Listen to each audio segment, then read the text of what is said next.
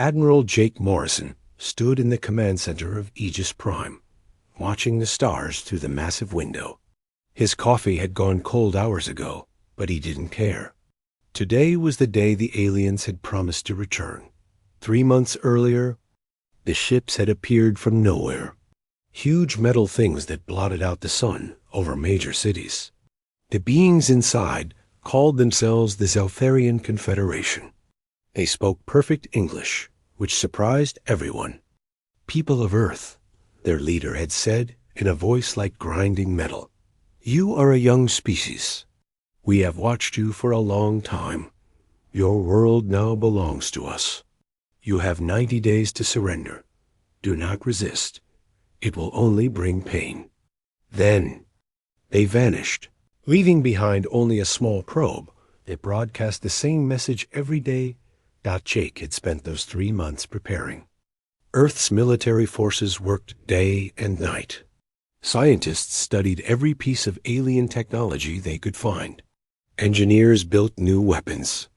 Soldiers trained for battles they had never imagined. Dr. Lisa Carter walked into the command center, carrying a tablet filled with data. She looked tired but excited. "Admiral, you need to see this," she said. "We broke their communication codes last night." Jake turned away from the window. "What did you find?" Lisa pulled up a translation on her tablet. "They're talking to each other. Listen to this message we caught yesterday." She pressed play. An alien voice spoke, and the computer translated. "High Command reports the humans have achieved faster than light travel." This was not in the original survey. "Request updated battle plans." Jake frowned. "Original survey? When did they survey us?" "That's the strange part," Lisa said. "According to their messages, they last visited Earth 500 years ago. They expected to find us using swords and horses."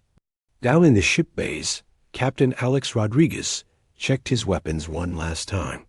The USS Defiance was humanity's newest warship. It used technology copied from alien machines that had crashed on Earth years before. Most people didn't know about those crashes. The government had kept them secret. Nicole Brooks, his tactical officer, ran through combat scenarios on her computer. "Sir, we've run the numbers 100 times.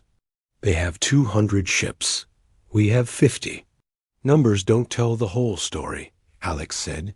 "We've got something they don't expect." "What's that, sir?" Alex smiled grimly. "We're human."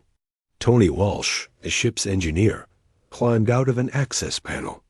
His hands were covered in grease and alien technology.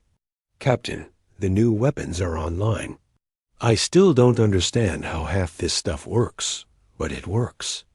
"Good enough for me," Alex said. Back on Aegis Prime, President Helen Foster arrived for the final War Council. She had flown up from Earth that morning. The leaders of every nation sat around a huge table, watching displays that showed Earth's defenses. "Reports from all sectors," Jake announced. "Our ships are in position. Ground defenses are ready. Satellite weapons are charged." Helen looked around the table at faces from every corner of Earth. Chinese generals sat next to American admirals. Russian scientists worked with Indian engineers. For the first time in human history, every nation stood united. "Any word from the aliens?" she asked. "Nothing new," Lisa reported. "Same message every hour. Surrender or face destruction." Helen stood up. "Then we give them our answer." The first alien ships appeared at exactly noon, Earth time. They dropped out of hyperspace near the moon, massive and dark against the stars. More ships appeared every few seconds. The largest was the size of a small city. Captain Rodriguez felt his heart pound as he watched them arrive. Each alien ship was bigger than anything humans had ever built. Their weapons could probably destroy entire cities with single shots. "All ships, this is Admiral Morrison." Jake's voice came over the radio. "Remember your training.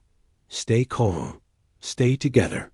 Show them what humans can do." The alien flagship sent a message to Earth. The same voice from 3 months ago spoke again. Humans of Earth, your time has ended. We see your small fleet. It cannot stop us. Surrender now, and some of you will be allowed to live as servants. Every person on every human ship waited for the response. They knew President Foster was about to speak for all of humanity. Helen's voice came through clearly. It reached every ship, every station, every person listening on Earth. No. That single word echoed across space. The alien commander seemed surprised by the short answer. You choose death over servitude? We choose freedom, Helen replied. Come and take it? The first alien ship opened fire, sending a beam of energy toward the moon base. Human ships moved to intercept. The battle for Earth had begun. Alex watched his tactical display as alien ships spread out in perfect formation. They moved like they were following a computer program. Every ship stayed exactly where it was supposed to be. Nicole, do you see that? He asked. Yes, sir. They're flying in textbook formation. No creativity at all. Alex grinned. Then let's show them how humans really fight. All ships, break formation. Attack pattern chaos. The human fleet scattered in all directions. Ships dove under alien formations, rolled between their ranks, and attacked from impossible angles.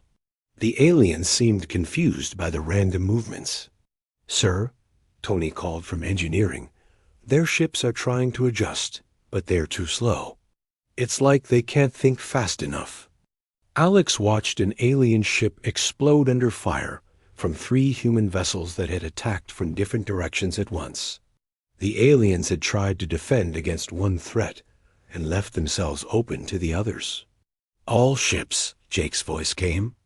Over the radio, the enemy is having trouble with our tactics. Press the attack. Show them what unpredictable means. The battle raged for 6 hours. When it ended, 12 alien ships had been destroyed. Humanity had lost only 3 vessels. The remaining alien ships pulled back to regroup. In the command center, Lisa stared at the battle reports in amazement. Admiral, this doesn't make sense. They should have crushed us. Jake nodded slowly. Send a message to all our ships. Good work today, but this is just the beginning. Something tells me the real war is about to start. On the alien flagship, High, Admiral Vexstar stared at his battle reports in growing fear. The humans had fought like nothing in his training manuals. They seemed to enjoy chaos. They made decisions that made no logical sense, yet somehow worked. He thought about the old stories his people told, legends of a nightmare species that had once terrorized the galaxy.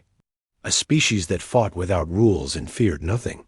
For the first time in his life, Vexstar wondered if those old stories might be true. 2 weeks after the first battle, Major Sam Cooper flew his fighter through the wreckage of an alien battle group. 15 massive ships floated dead in space, their hulls torn open by human weapons. Not a single human ship had been lost in this. Fight. Sam led Ghost Squadron, 12 pilots who had become legends among the human fleet. They specialized in hit-and-run attacks that left alien commanders confused and afraid. Today's mission had been their most successful yet. Ghost leader to base, Sam spoke into his radio. Target eliminated. All alien ships destroyed. No human casualties. The response came back immediately. Confirmed, Ghost leader. Return to base for debriefing. Outstanding work. Sam looked at the floating wreckage one more time. Each alien ship had been 10 times the size of his fighter, but they had fallen anyway. The aliens fought like machines, following the same patterns over and over. Humans learned from every battle and tried. New things. Back on Earth, Dr. Kevin Park worked late in his laboratory. He had spent 2 weeks studying captured alien technology and prisoners. What he found disturbed him more each day. Lisa Carter walked into his lab, carrying coffee and looking worried. Any new discoveries? Kevin rubbed his tired eyes. Lisa, I don't think the Zeltharians are natural warriors. Look at this. He showed her brain scans of alien prisoners. Their minds work completely differently from ours. They can only think in straight lines. What do you mean? Watch this. Kevin played a video of alien prisoners being tested. We gave them simple puzzles to solve. Things a human child could figure out. They can only solve them one way. If that way doesn't work, they just stop trying. Lisa studied the brain scans. So they can't adapt? Worse than that. They seem to panic when things don't go according to plan. Their whole species appears to be built for order and predictability. Lisa felt a chill run down her spine. And humans are built for chaos. Exactly. We're probably the worst nightmare they could imagine.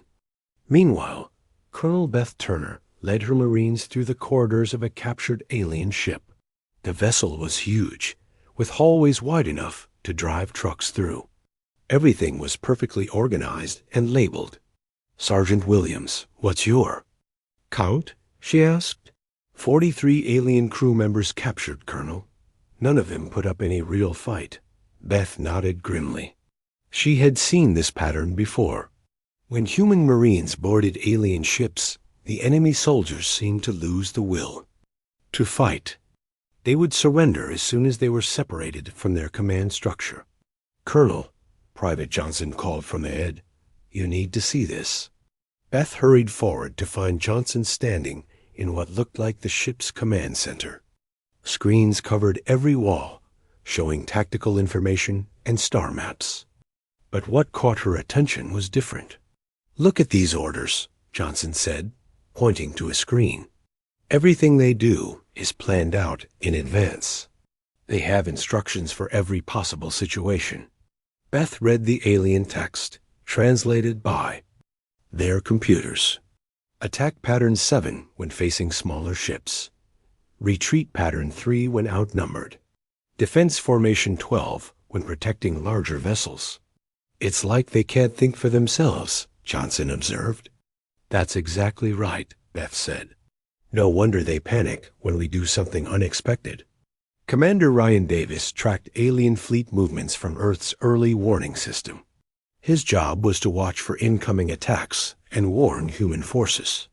But lately, he was seeing something strange. Admiral Morrison, you need to look at this, he called.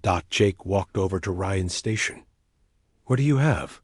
Sir, the alien fleets are pulling back from sectors where they've encountered our forces, even when they still outnumber us 10-1. Jake studied the tactical display. Show me the pattern. Ryan highlighted different areas of space. Here, here, and here. All sectors where Ghost Squadron hit them. And here's where Colonel Turner's Marines boarded their ships. They're avoiding these areas completely now. What about sectors where they haven't fought us yet? Those they're still patrolling, but even there they're being more careful. Smaller groups, more defensive formations. Jake felt a grim satisfaction. They're learning to be afraid of us. Captain Rodriguez prepared for his most dangerous mission. Yet, intelligence had located the alien flagship, and headquarters wanted it captured. The ship was massive, heavily defended, and carried the alien fleet commander. This is insane, Nicole Brooks said as she checked her weapons. That ship has more firepower than our entire fleet. Alex smiled. Which is exactly why they won't expect us to attack it. Tony Walsh finished his preparations in engineering. Captain, I've got the captured alien ship ready. Our transponder is broadcasting Zeltharian identification codes. As far as their sensors know, we're one of their own ships. Perfect. How? Long before they figure out we're human? Depends on how close we get. Maybe 10 minutes if we're lucky. Alex nodded. 10 minutes to get inside their flagship and capture their commander. Should be plenty of time. The mission began at midnight, ship time. The captured alien vessel approached the flagship, broadcasting requests for repairs and resupply. The huge ship opened its docking bay and welcomed them in. Alex and his boarding team wore captured alien armor. At a distance, they looked like Zeltharian soldiers.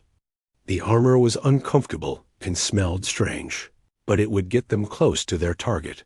They walked through corridors filled with alien crew members. None of the Zeltharians paid them any attention. The aliens seemed to trust that everyone on their ship belonged there. "Command center should be this way," Nicole whispered, following maps they had stolen from other ships. They found the command center guarded by 2 alien soldiers. Alex approached them calmly, still pretending to be Zeltharian. When he got close enough, he stunned both guards with captured alien weapons. Inside the command center, they found High Admiral Vexstar studying battle reports. The alien commander looked up as they entered, then froze in terror when he saw human faces under the alien helmets. "You," Vexstar whispered, "you are the nightmare species." Alex removed his helmet completely. "We're humans, and we want to talk." Vexstar's hands shook as he reached for an alarm button. "The old stories are true. The destroyers have returned." "What old stories?" Alex demanded, but Vexstar was too frightened to answer clearly. He kept mumbling about ancient legends and species that brought chaos to the galaxy. Alex realized they had stumbled onto something much bigger than a simple invasion. Nicole found the ship's computer system and began downloading files. "Captain, you need to see this. They've been filing reports to their homeworld." Alex read the translated messages on her screen. Each report described human tactics and capabilities. But more importantly, they described human psychology.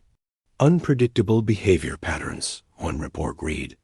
"Tactical decisions that defy logic but achieve success. Individual soldiers show no fear of death. Recommend immediate withdrawal from sector." Another message was even more disturbing. "Request historical analysis of species designation human. Recommend consultation with Archive of the Ancient Terror." Alex felt ice in his veins. Archive of the Ancient Terror? They know about humans. From before? Tony's voice came over their communicators. "Captain, we need to leave. Their security systems are starting to scan us more carefully." Alex looked at the terrified alien commander one more time.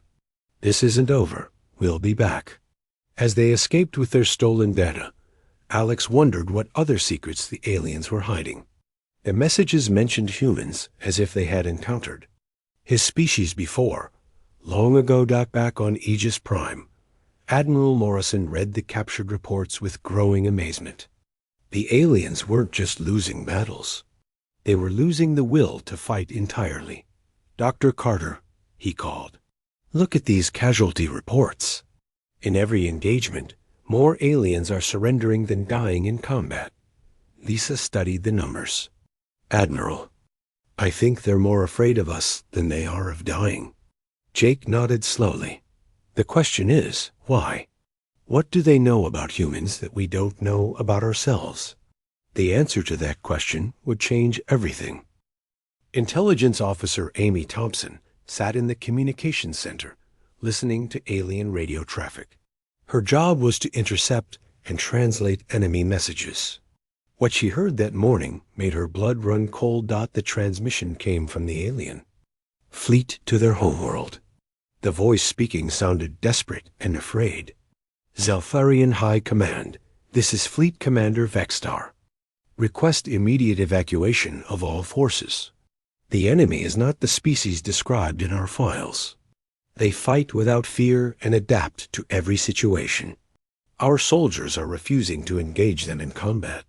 Amy listened to the entire message, growing more shocked with each word. The humans show no predictable behavior patterns. They attack when logic says they should retreat. They laugh in the face of death. "Command, these beings match the descriptions from the Archive of Ancient Terror.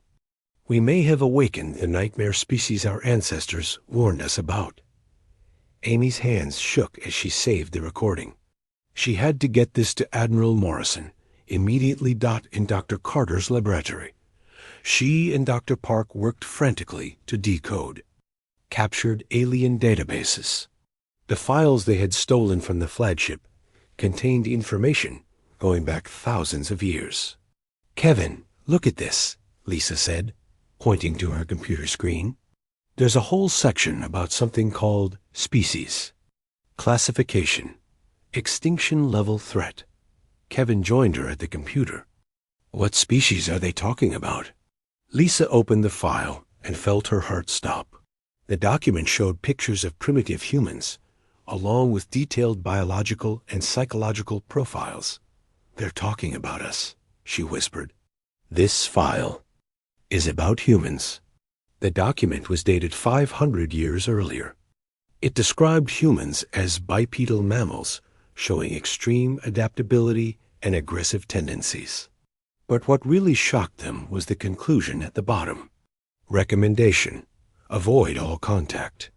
This species shows potential for rapid technological advancement and appears to lack normal fear responses. If encountered again, retreat immediately and alert High Command. Kevin stared at the screen. "They were afraid of us 500 years ago, when we were still using swords and sailing ships." "But why?" Lisa asked. "What could medieval humans have done to scare an advanced alien species?" Kevin opened another file, this one much older. The text was harder to translate, but the meaning was clear. It was a historical record from 50,000 years ago. "Lisa, you're not going to believe this. According to this file, humans and Seltharians encountered each other before, a long time ago." Lisa read over his shoulder. The ancient document described a war between the Zeltharian Confederation and the species that brings chaos.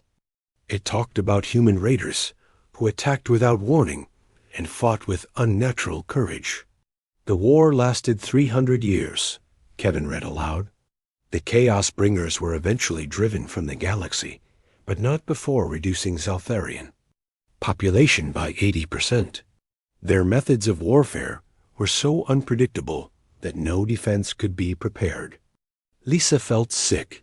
Are they saying humans used to live in space 50,000 years ago? "It gets worse," Kevin said, opening more files. "Look at this section. It's called Preventive Measures for Species Resurrection." The file described how the Zeltharians had spent thousands of years watching Earth, making sure humans never developed space travel again. They had secretly influenced human development, causing wars and disasters to keep the species primitive. "They've been sabotaging us for millennia," Lisa realized, "keeping us trapped on Earth. Until now," Kevin added grimly, "we developed faster than light. Travel despite their interference. That's why they're so terrified."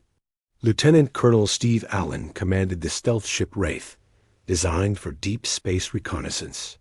His mission was to scout alien territories and report on enemy movements. What he found changed everything. "Control, this is Wraith. I'm looking at something impossible," Steve reported. "Go ahead, Wraith. I've found 3 Zeltharian staging areas. They're evacuating entire star systems. Thousands of ships all heading for the Galactic Rim." Steve watched through his ship's sensors as massive alien vessels loaded with civilians fled their home worlds. Military ships provided escort, but they weren't preparing for battle. They were running. "Control, they're not. Regrouping for another attack. They're evacuating their entire civilization." The response came back immediately. "Confirm that report, Wraith." "Did you say their entire civilization?" "Confirmed. I'm seeing colony ships, civilian transports, even their military command vessels. They're abandoning everything and heading for deep space." Steve followed the fleeing aliens at a safe distance. Their destination was a region of space humans had never explored, far from any known star systems. Why would they abandon their entire empire? He wondered aloud. Captain Maria Santos led a diplomatic mission to the captured alien officers held. On Earth, her job was to try to negotiate some kind of peace treaty. What she learned from the prisoners terrified her. The highest-ranking captive was a being called HFY, who had commanded an alien battle group before his capture. He agreed to speak with Maria, but only after his guards were moved far away. "You fear your own people?" Maria asked. "No," HFY replied in broken English. "I fear you will tell them I spoke freely with the nightmare species." Maria leaned forward. "Why do you keep calling us that?" HFY's large eyes showed genuine terror. "Because that is what you are. The old stories speak of a species that brought darkness to the galaxy. Beings who fought without honor and showed no mercy. We're just defending our planet," Maria said. "Defending?" HFY laughed bitterly. "You hunt us across space. You board our ships like demons. Your soldiers laugh as they fight. This is not defense. This is what our ancestors faced long ago." Maria felt confused. What ancestors? When did this happen? HFY opened his mouth to answer, then stopped. "You do not know your own history? The humans who ruled the galaxy before." "Humans never ruled the galaxy," Maria said. "Yes, you did. 50,000 years ago, your species spread across the stars like a plague. You conquered everything you touched. It took the combined forces of a dozen species to drive you back to your home world." Maria stared at the alien prisoner. "You're saying humans were already spacefaring 50,000 years ago?" "More than spacefaring. You were the dominant species in the galaxy. The Zeltharian Confederation was created specifically to contain the human threat." HFY stood up and walked to the window of his cell. "We spent thousands of years making sure you never left your planet again. We caused your wars, your plagues, your disasters. Anything to keep you primitive. But it didn't work," Maria realized. "No, despite everything we did, you developed space travel again. And now you are exactly what our ancestors feared. The nightmare species has awakened." Back on Aegis Prime, Admiral Morrison assembled his top officers to discuss the intelligence reports. The information they had gathered painted a picture that none of them wanted to believe. "So let me understand this," Jake said. 50,000 years ago, humans had a galactic empire. We fought a war with the aliens and nearly wiped them out. They've been sabotaging our development ever since to prevent us from returning to space. Double quotes. Dr. Carter nodded. "That's what all the evidence suggests. The current invasion wasn't meant to conquer Earth. It was meant to destroy us before we could become a threat again." "But we already became spacefaring," Commander Davis pointed out. "They were too late." "Exactly," Dr. Park added. "And now they're seeing the same patterns that terrified their ancestors. Humans who fight without fear, adapt to any situation, and seem to enjoy chaos." Jake looked around the room at his officers. They were good people, decent people who had only wanted to defend their planet.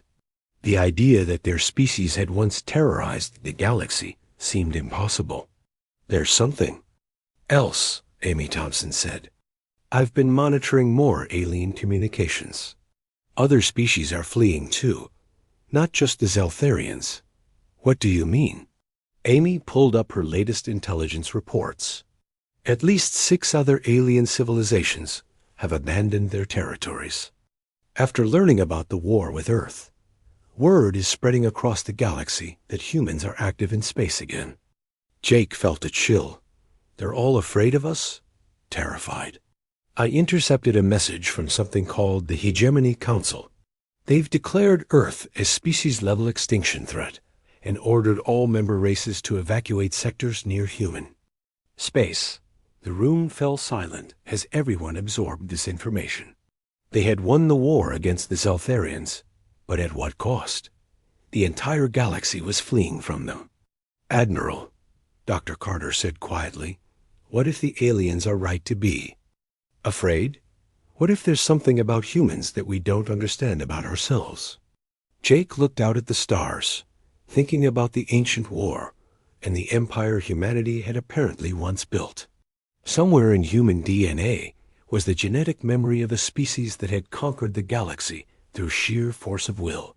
Maybe, he said, finally, we're about to find out what our ancestors were really like.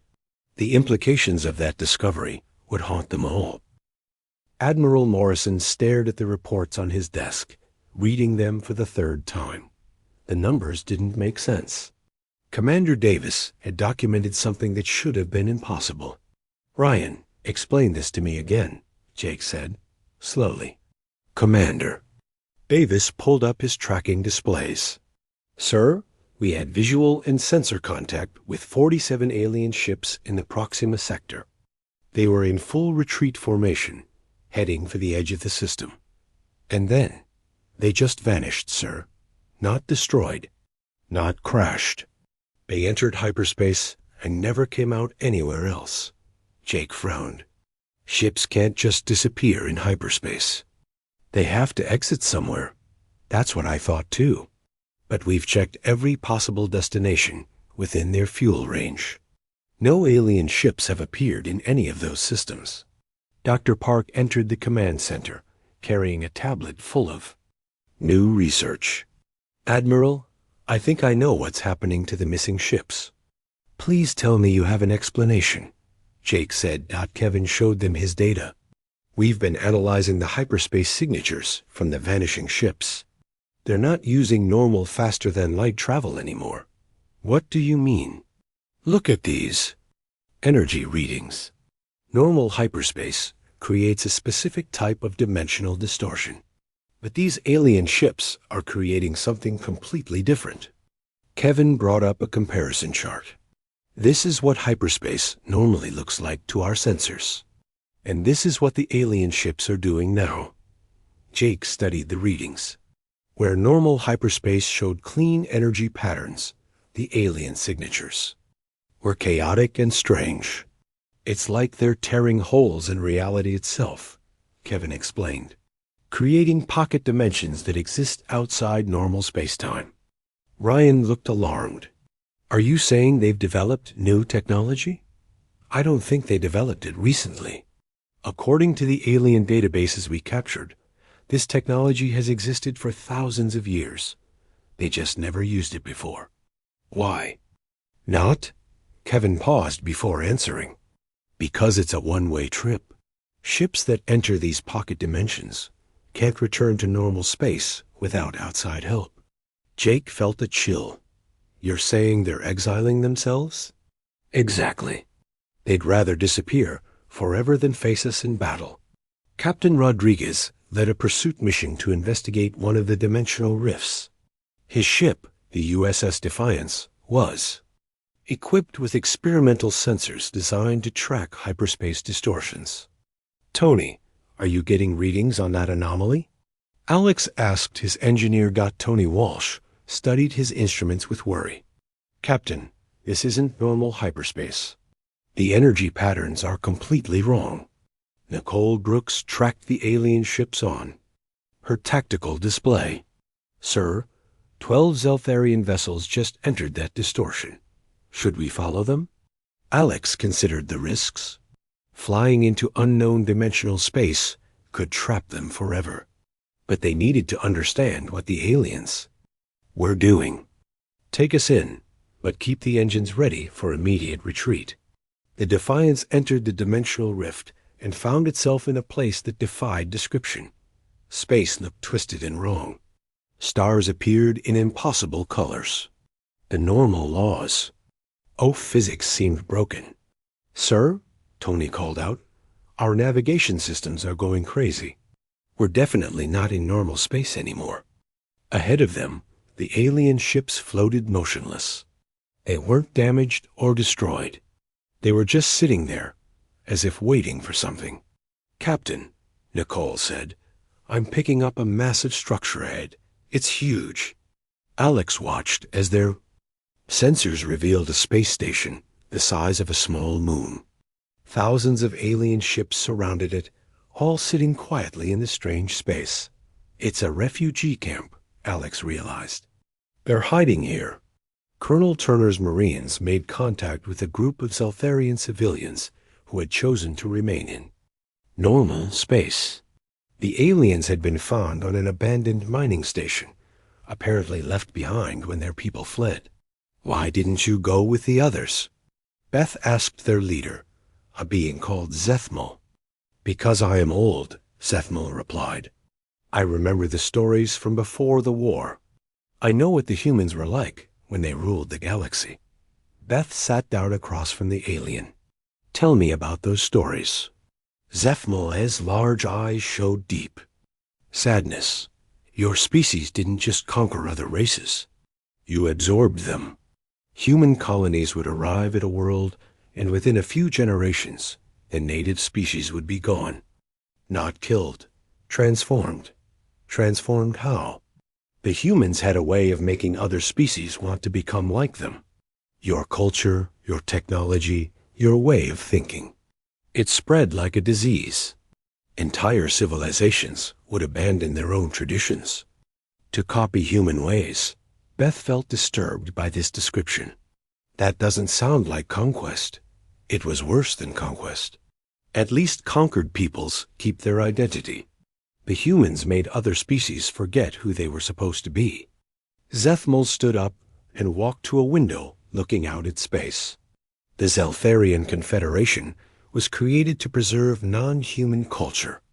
We built ourselves into a rigid, unchanging society specifically to resist human influence. Is that why you can't adapt in battle? Beth asked. Yes, flexibility leads to change. Change leads to becoming more like humans. We chose predictability over survival. Beth thought about this. But that makes you weak. Better to be weak than to lose our souls, Zethmal said. Now you understand why my people chose exile over coexistence. They fear that simply being near humans will change them into something they don't want to be. Dr. Carter's analysis of the dimensional rifts revealed the full scope of the alien evacuation. The numbers were staggering and frightening. Admiral, she reported, we estimate that 95% of the Zeltharian Confederation has withdrawn from normal space. That's approximately 40 billion individuals. Jake struggled to comprehend the scale. 40 billion people chose exile rather than share the galaxy with us? It gets worse. We're detecting similar dimensional distortions in sectors controlled by other alien species. The Hegemony Council, the Spiral Alliance, the Void Collective, they're all disappearing. Dr. Park joined the briefing. Lisa's right. Our deep space sensors are picking up massive population movements throughout the galaxy. Entire civilizations are abandoning their territories. How many species are we talking about? Jake asked. At least 20 major civilizations and hundreds of smaller ones. They're all fleeing to dimensional pockets where we can't follow them. Jake looked at the star charts showing the locations of abandoned alien worlds. So the galaxy is emptying out because of us? Apparently, Lisa said quietly. The mere fact that humans are spacefaring again has triggered the largest population movement in galactic history. Ryan pulled up intelligence reports from alien communications. Sir, I've been monitoring their emergency broadcasts. They're calling it the second human emergence. Their historians are comparing it to some kind of apocalyptic event. What kind of event? According to their records, the first time humans spread across the galaxy, it ended what they call the Age of Diversity. Before humans, the galaxy contained thousands of different species and cultures. After the human expansion, most of those species had either died out or become essentially human. Jake felt sick. Are they saying we committed genocide? Not exactly. More like cultural genocide. We didn't kill other species. We made them want to be like us. And apparently, once a species starts copying human behavior, they can't stop. Amy Thompson brought in the latest intelligence from deep space monitoring stations. Admiral, you need to hear this transmission. It's from the Zeltharian High Command to their exile fleets. She played the recording. The alien voice spoke in their language, translated by computer. All fleet commanders maintain quarantine protocols. No contact with human space under any circumstances. Historical analysis confirms species-level conversion risk. Previous exposure to human culture resulted in 87% adoption of human behavioral patterns within 3 generations. The recording continued. The Council of Preserved Cultures has voted unanimously. The galaxy is to be abandoned to the nightmare species. All surviving non-human civilizations will retreat to the prepared dimensional sanctuaries. Jake turned off the recording. So it's not just about military defeat. They're afraid we'll accidentally convert them into humans just by existing near them. That's exactly what they're afraid of, Amy confirmed. According to their histories, it happened before. Human colonies would settle near alien worlds, and within a few centuries, those aliens would be indistinguishable from humans in behavior and culture. Jake looked around at his officers. They were good people who had only wanted to defend Earth. None of them had intended to empty the galaxy or terrify entire civilizations into exile. Dr. Carter, he said finally, do you think they're right? Are we really that dangerous to other species? Lisa considered the question carefully. Admiral, I think the answer is yes. Human culture seems to be uniquely adaptable and aggressive. We don't just conquer territory. We conquer minds. Without even trying, Dr. Park added. It appears to be an unconscious process. Humans don't set out to convert other species. It just happens when we interact with them. Jake stood up and walked to the observation window. Outside, Earth floated peacefully in space, looking beautiful and innocent. It was hard to believe that such a lovely world had produced a species so terrifying that the entire galaxy would rather disappear than coexist with it. So what do we do now? He asked. We inherit. 6 months after the first alien ships had appeared over Earth, President Foster stood before the United Nations General Assembly. The hall was packed with representatives from every nation, all waiting to hear about humanity's future in a galaxy that had suddenly become empty. Fellow citizens of Earth, Helen began, we face a situation that no species in history has ever encountered. We have inherited a galaxy. The room buzzed with whispered conversations. Everyone knew the basic facts, but hearing them spoken aloud still seemed impossible. Our deep space surveys have confirmed what we suspected. The alien civilizations that once populated the Milky Way have abandoned their territories. They have left behind worlds, technologies, and resources beyond our wildest dreams. Helen paused, looking out at faces filled with wonder and fear. The question before us is simple. What do we do with this inheritance? And what does it say about who we are as a species? Admiral Morrison overseeing the establishment of humanity's first interstellar colonies.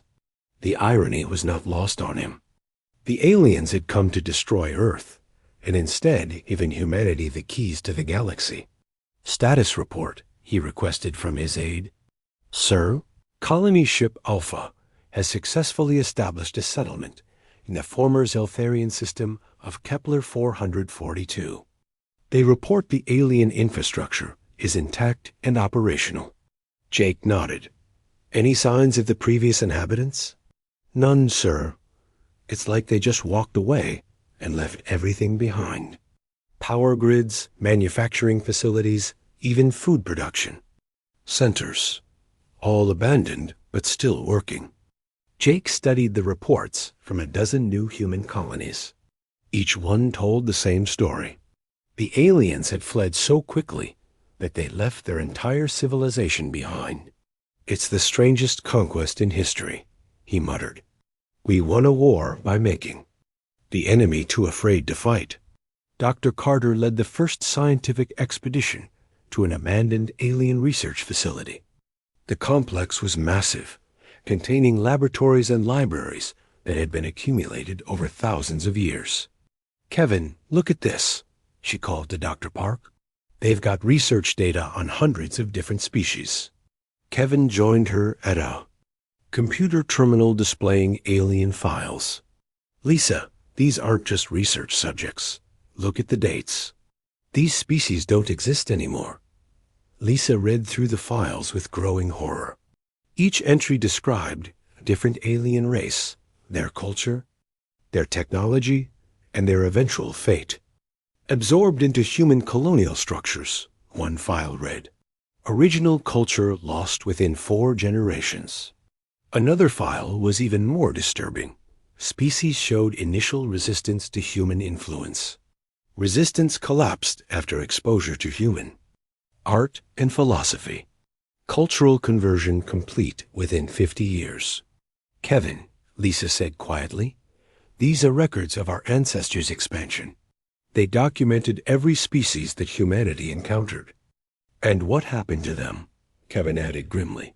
"They found hundreds of similar files. Each one told the same story. Alien species encountered humans, tried to resist human influence, and eventually became essentially human themselves. No wonder the current aliens are so terrified," Lisa realized. "Their ancestors watched us accidentally destroy entire cultures just by existing near them." Captain Rodriguez, now promoted to admiral, commanded humanity's first deep space exploration fleet. His mission was to map the galaxy and catalog what the fleeing aliens had left behind. "Nicole, what's our count so far?" he asked his first officer. "Nicole." Brooks consulted her reports. "Sir, we've surveyed 47 star systems. All of them show signs of hasty evacuation. We've found 17 inhabited worlds, 32 space stations, and countless smaller outposts. All abandoned." Alex shook his head in amazement. "They left behind an entire galactic civilization." "There's something else, sir," Tony Walsh reported from the engineering station. "The technology they left behind is incredibly advanced. Some of it is thousands of years ahead of anything we could build." "Any sign of the aliens themselves?" "Nothing, sir. It's like they just vanished completely." Alex looked at the star charts showing the scope of their surveys. Every system they visited told the same story. The galaxy's former inhabitants had simply disappeared, leaving behind everything they had built over millennia. "Tony, send a message to Earth Command. Tell them we've found the remains of at least a dozen different civilizations. All abandoned. All apparently because they were afraid of us." The discovery that troubled Alex the most came from an alien database they found intact. The files contained something called the Human Behavioral Analysis Project, a study that had been ongoing for 50,000 years.